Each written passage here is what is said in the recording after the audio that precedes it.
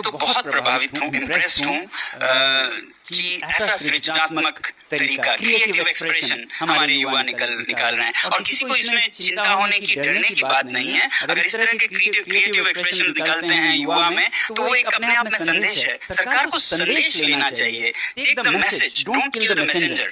हम दूध को मार डालें, उससे उसका संदेश खत्म नहीं होता है। संदेश लीजिए और बदलाव लाइए, ये अच्छी बात है।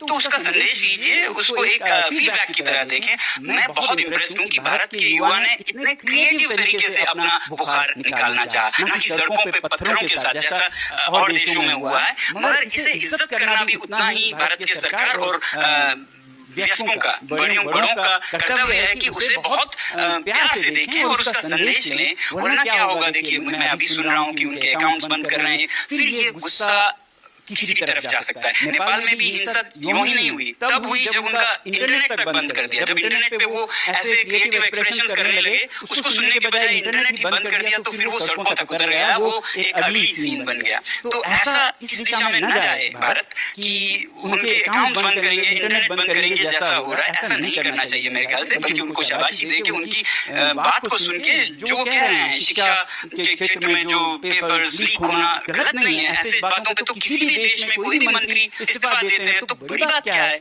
उनको दबाने के बजाय उनका संदेश लेना चाहिए। मैं तो बहुत प्रभावित हूँ, मैं इम्प्रेस्ड हूँ। और कई जगहों से मुझे ये आया कि आप भी इस पे कुछ कहिए, आप मेंबर बनिए। मैं सोचता हूँ मैं क्वालिफाई नहीं करता हूँ, ना मैं बेरोजगार हूँ, ना मैं लेजी हूँ। तो इसलिए दुखी हूँ कि मैं मेंबर तो नहीं, मगर मैं खुद को ऑनररी कॉकरोच मानता हूँ।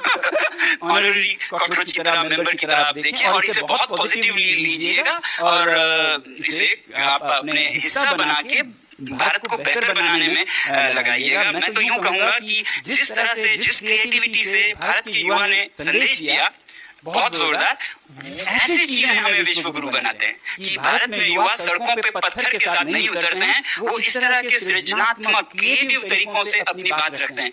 और युवाओं से ये मेरी विनती है हाथ जोड़कर कि आप कभी भी हिंसा की तरफ ना जाएं, ऐसे ही आवाज उठाते रहें, जितना भी बातें करें, कभी हिंसा की तरफ ना जाएं और दूसरी तरफ सरकार कभी उन्हें मजबूर ना